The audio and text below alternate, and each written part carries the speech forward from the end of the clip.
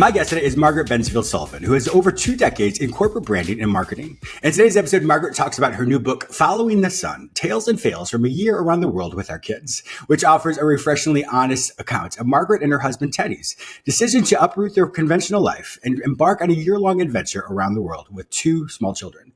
Welcome to Lifeology. Thanks so much for having me. I feel like you and I are best friends. We have tried to do this several times. So we believe this is going to work. And so we're not going to jinx it. We're just going to go right into it. So one of the questions I asked you multiple times before is to be in a corporate world for so long and to have, a very steady, structured life. And then all of a sudden to decide to go on a year-long sabbatical with your 2 small children around the world. How did that come about? It totally caught us by surprise, I have to say. Anyone who's worked in the same job for a long time knows that feeling of completely settled. You've got your day-to-day routine, you're in the zone. And for 2 decades, that's basically what I was doing. I was in corporate marketing, like you said. And my husband and I had 2 kids somewhere along the way. We had an apartment, a dog named Molly. We had good careers, thriving children. Everything was going perfectly. We were settled and we were leading a conventional, yes, not unmeaningful life. But sure. Then one day, it really did catch me by surprise. The short answer to your question is I had an epiphany while on a work trip. And the slightly longer version is kind of fun to tell because I traveled a lot for my job at the time, but this trip in particular really changed my perspective on the world and my place in it and my perspective on time. So I was in Tanzania, of all places, in Africa. Okay. My client at the time was TED, like the TED conferences, and they were hosting one of their conferences in Arusha.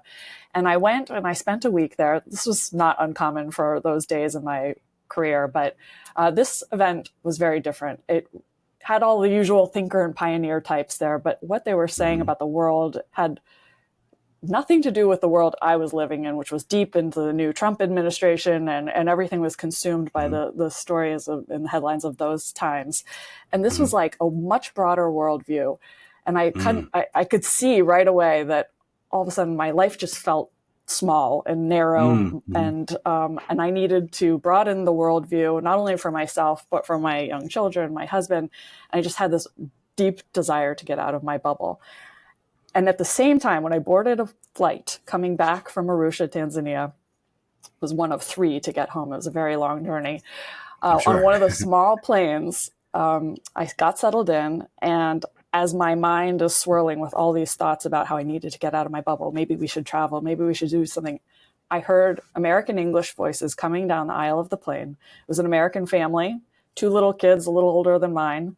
They sat behind me and started doing math workbooks on a flight to Zanzibar. Interesting. And the whole flight, I thought, who are these people? It's the middle of the school year. What are these children doing on a tiny plane to Zanzibar in the middle of the school year? And it occurred to me, maybe this is something people do. Maybe this is the sign I was looking for. Maybe. And by the time I landed back in New York, I had a whole vision, a pitch, a year away, no jobs, take the kids out of school, and propose the idea to my husband. And that's where the idea came from. Was it pitch to your husband or pitch to your work? Yeah.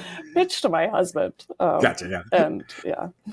So out of curiosity, had you traveled internationally before for work? For work, yes. And my husband and I love to travel. And it's, we'd been to all kinds of places, from Cuba to Turkey to Argentina to Thailand. But we didn't ever want to take our children anywhere. I think interesting. We just thought, what's the point? Yeah. So for you, that epiphany, was that more in the sense of, was it a different type of epiphany in the sense of, if you traveled before, what changed for you to say, wow, my world feels small?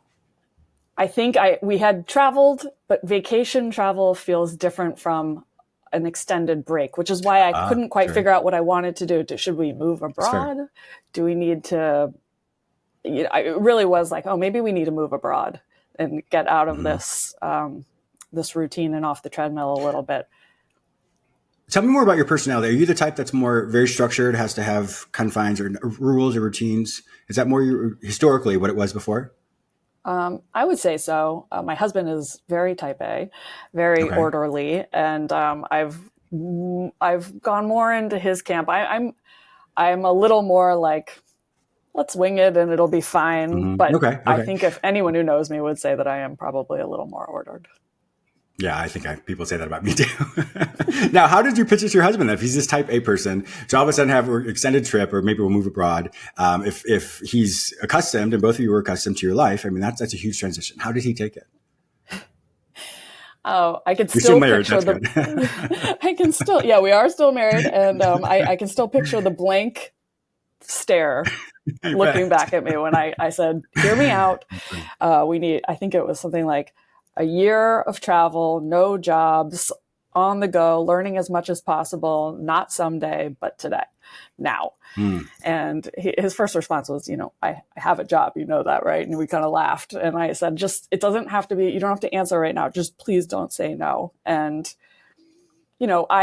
he didn't know it at the time. He kind of changed the subject. If he was hoping that I was going to forget about this, yeah, of course, out of luck, because I made a little, I made a little vow to myself that every day I would mention it once, because it just felt so important to me at the time. I had this bee in my bonnet, and I just thought if I don't mention it and I just let it slide, I'll always regret it. So I just want to know yes or no eventually.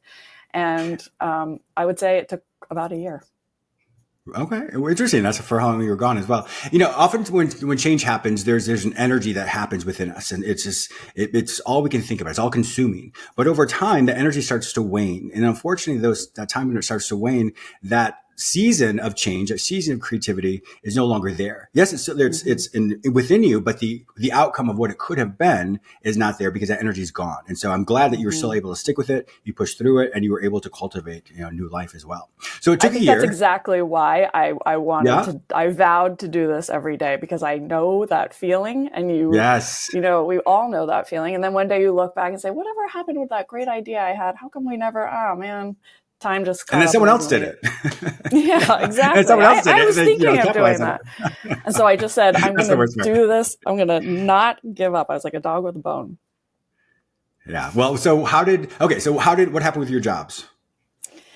Well, we were fortunate at the time. Both of our companies my husband had a startup, and I worked for the same agency for a very long time and was a partner there.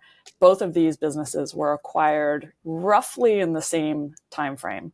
And so we had this stroke of luck with, not just with the timing of this. This has allowed us to take a little intermission in our career. So a natural stopping point, which made it more palatable for my husband, who, who is more career driven. And so because we had this natural break, a little pause between career acts, we decided to jump on that. And that's ultimately what helped us make the decision. How did you decide where you want to go? Well, first off, did you know it was going to be a year that you want? You want to take that long of a trip? Yeah, my husband kept saying, "Why a year? Why not 6 months? Why not 5 months?" And I had no real rational basis for this, but in my mind, a year meant it was the real deal. We were really doing this. We were all in and committed, and I just stuck to that. And so that's why a year, really. I actually forgot to ask you this earlier. So on the plane ride, when you heard those two kids doing their math work, did you say anything to them? Did you get their information as far as what's their story? No, and I regret it, and I think about them all the time. There is a family out there in the world that has no idea that just by boarding a plane, they changed another family's entire trajectory. I mean, we wouldn't be sitting here chatting today if it weren't for these people. So, and that's a powerful life lesson, because we don't realize how many people we impact. Walking down the street or whatever, even the show, etc. We have no idea. So it's humbling, but it's also a little scary at times. I'm just kidding. That's true. That's true. And I mean, traveling for a year, the people we met, I mean, that's a whole other podcast. How did you decide as far as where you wanted to go and for how long you want to go, as far as each place? Yeah. Well, we traveled for a calendar year, not a school year. So our kids were in 2 different grades, but so that meant that we were leaving the US in January, and we had a notion that we wanted to follow the sun, which is following the sun is the name of my book, but it's really meant like that we plotted an itinerary around seasonal warm weather. So that was our starting point.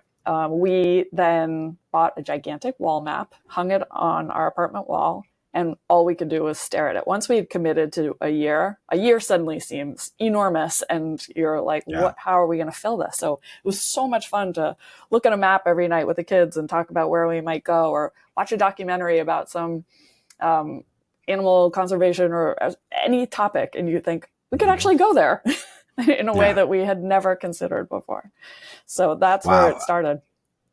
And at the time that's happened, how old were your children at that time? At that time, they were 3 and 5. When we left, they were 4 and 6. When we came home, they were 5 and 7. Just more the logistics of this. How did the school system take that when you said we're going to pull them out? Well, I guess the youngest wouldn't be in school, but how did they take that? He was in preschool, and I expected them to have to repeat a grade, but they were very supportive. They said, if you homeschool, they will not need to repeat. So we committed to homeschooling. They gave us some pointers, and we set off ready to put them back at school on track with everyone else. Now, to travel for vacation, that's one thing. To live abroad for a year, I'm sure the dynamic shifted a little bit between you and your husband, and probably just your family system in general, as opposed to, a week or two here, in sunny Florida or wherever. And then all of a sudden you're traveling around the world. What was different? I would say different. What did you notice any significant changes in your communication with your husband prior to leaving versus while you were on the trip? Do you mean in what regard? Like our? Well, I mean, I'm sure that, that's good. Yeah, I need to clarify that. In the sense of great communication, I'm sure all for everything. However, when the planning doesn't always work, so the itinerary is this, and you guys arrive, and then there's, you can't find your hotel, and all of a sudden there's a lot of pressure and stress. And so basically, how did you two navigate your marriage through this time of change? That's a better question to ask. Yeah. It's a great question. And I would first say that anyone considering anything remotely like this should take a hard look at their marriage or their partnership before committing, because it is a 24/7 partnership where you have to see eye to eye on everything, from how you're spending your money to how you're disciplining the kids, what to do when things go wrong, which of course they do. So he and I are very lucky. We're a very compatible duo, and we get along great. But of course, things go wrong. And quickly, we created a system. We had jobs, specific roles that the two of us took on and were responsible for. He was, and we had funny tongue-in-cheek titles. He was the chief finance officer because he would do tipping or take out the currency at the local ATM. He was just sort of in charge of that. I was chief communications and content. And so I did photos and the blogging, and he was responsible for my son's backpack. I was responsible for my daughter's, packing, or, so this, when it was divided so clearly, when the inevitable things went wrong, it was very clear whose responsibility it was. But also there was no, I thought you were taking care of this. How come I do all the work? It's like, no, that's your job. And they were equally unglamorous. So you always ended up being a little bit grateful to the other person for managing this or that task. So that really saved us. How did you come up with that concept? It's brilliant, by the way. How and when did you decide that? I think it stems from, we always did that in our married life before we left, but I don't think we realized it was so intentional, or it wasn't as intentional. It just sort of happened that way. Like we actually had divided days of who was responsible for bedtime and things like that. So you just knew you had to be home on those nights and responsible for that. He ordered the groceries. I made the photo album. We have our division of duties. When you said, you're with your family 24/7, how did, I'm clearly projecting here because I like to have my alone time. How did you find your alone time or your self-care during those times when everyone is around you 24/7? It's funny. I'm an introvert, so it was a challenge for me. And I'll start by saying that being around our kids all the time is maybe the number one question we get asked. Like, how did you stay sane? And it's hard. We went from having a full-time nanny and having offices we could disappear to all day, and then we became full-time caregivers, and we're in having our kids around all the time. That took some getting used to. I would say there was a moment about a month in where my husband and I realized, this is not a fabulous couples trip around the world. This is a family adventure, and we need to meet them where they are, because they were starting to bother, the whining and needing snacks, and my feet hurt, and we needed to get on their level or else we would resent them. So we had to remind ourselves that we signed up for this. We're the ones dragging them around the world, not the other way around. So once we had that reset, sometimes it's all it takes is like just a reset of what's going on in your life, and a reframe. Putting the expectations at a different point, and then everything from there got much better. And then, like anything, we got used to being together around all the time. Sure. We also, as my husband and I had our roles and responsibilities, part of it was let the other person have 2 hours to go off and go for a run or read a book or go to the museum and have that alone time. And that was very important. Good. I'm glad you figured that out. Now, with your kids, though, because all kids need structure. As you're traveling around and going to different places, how did you maintain the structure for the children? We had a very routine life for them, and we were terrified that taking them in and out of time zones with different bedrooms, and it was going to wreak havoc on them. But actually, what was funny, 2 things happened. One, the trip ended up, we call it the trip. It was a year. I don't know. So when I say the trip, that's what I mean. It was such a huge percentage of their life that it very quickly became their new normal in a way that I hadn't anticipated. So suddenly going to a new hotel or apartment every 3 or 4 or 5 days became more exciting for them than anything. And they got, what's this place going to be like? What are we going to have for dinner here? And, but also really about 2 months in, we looked around and thought, despite all the moving, despite all the change, we have a routine. Wherever we are, we wake up and exercise. We have our breakfast, we do our 2 hours of school, then we find lunch, and then we have an afternoon adventure, usually exploring a new place anchored to a playground we saw on the map somewhere or a cultural outing or something. And then it's 5 o'clock is basically cocktails and dinner time, and then it's bed by 8. So it was like, that's perfect. That was our day everywhere we went. And there was a routine. We were surprised to find it. The way, as we know, the way children learn and develop is through curiosity. How did you see their curiosity really come to fruition?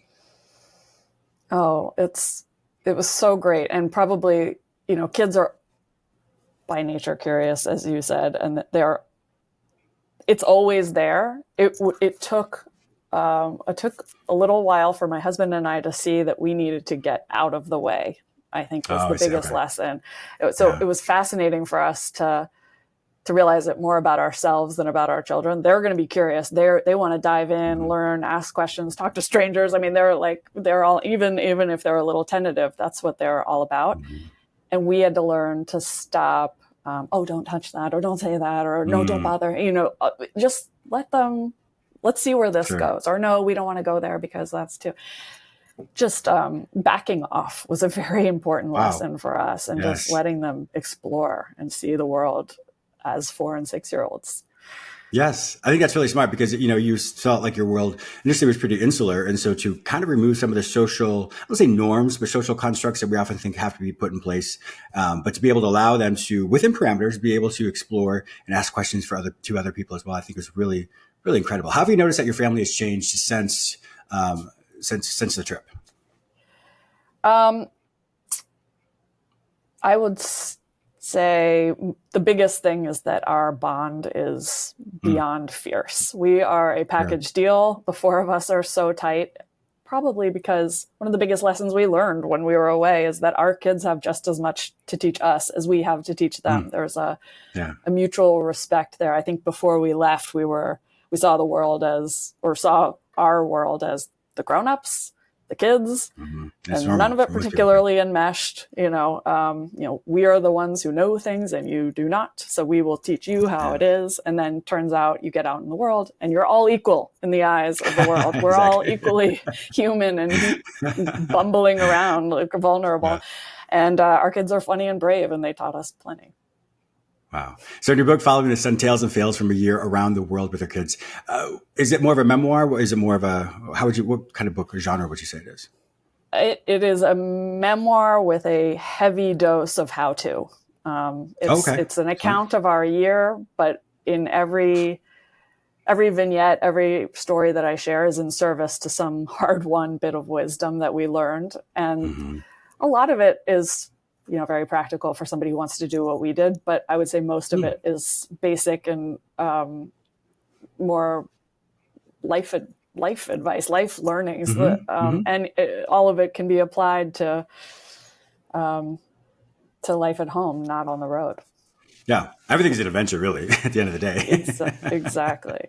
I mean, one of my favorite lessons is that adding newness to your days can make time appear, at least, to slow down. We always say, what happened? My 10-year-old is going to college. What happened to time? And you wake up one day and life has gone. And people always say, oh, did your big travel year fly by? No, it didn't. It plodded along at a very satisfying pace. It was epic, not fleeting in hindsight, because when we add newness, when we add things that turn into memories to our days, then when you look back, your life feels fuller in retrospect. That's right. And so every day we had new language, new currency, new place, new smells, new food.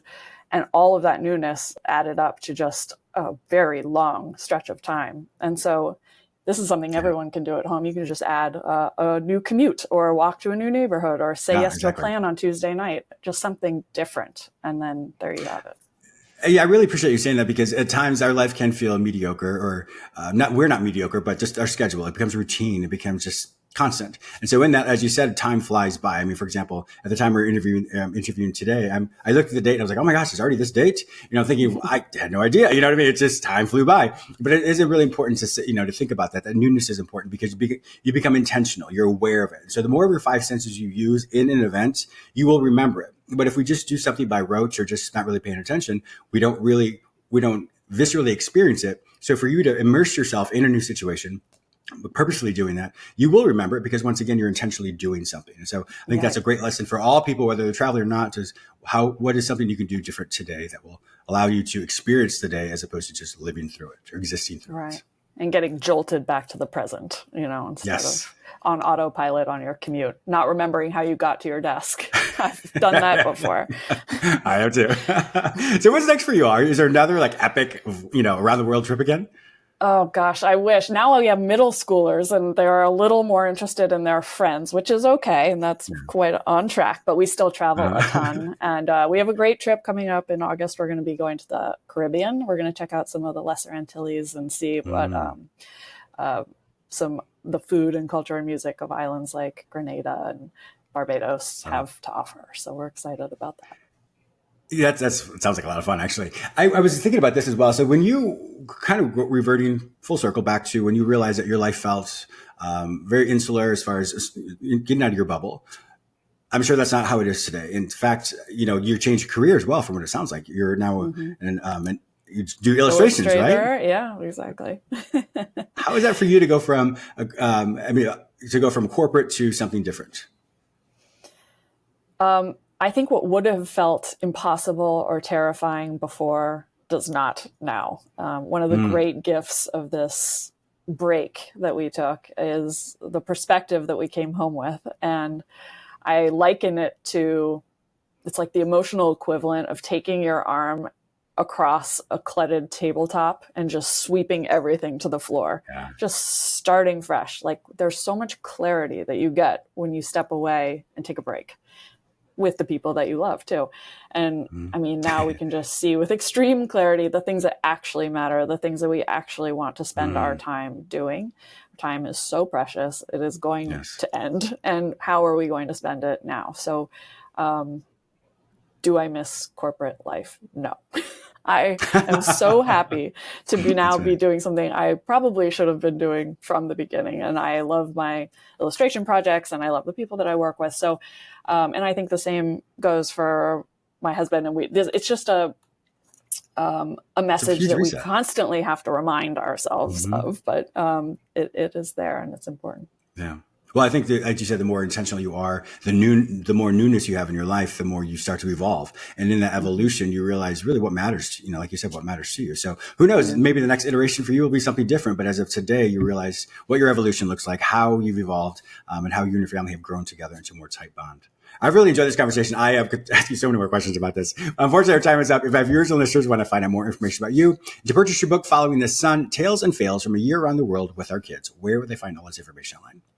My website, margaretbensfieldsullivan.com, or Amazon. It's available for sale there, ebook and paperback.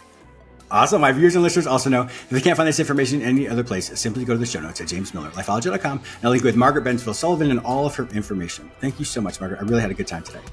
Thank you. So did I. Thank you.